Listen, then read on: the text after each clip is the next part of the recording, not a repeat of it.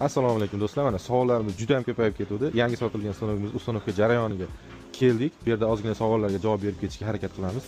45 kW inverter, motor 37 kW qo'yilgan. Zapas qo'yilgan. 18,5 inverter, 15 kW lik motor qo'yilgan. Bu soatiga 150 kilodan 200 kilogacha mahsulot chiqaradi. Bunisi gidrolik qo'yilgan.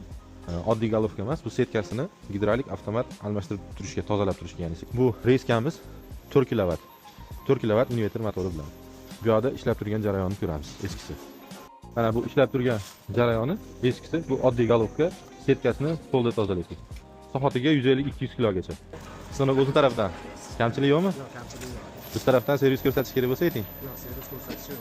Yaxshimi? Ishlayaptimi? Davolniy bo'lib ikkinchisini olibsiz-ku. Yaxshimi? Sexlarni kattaytirsak.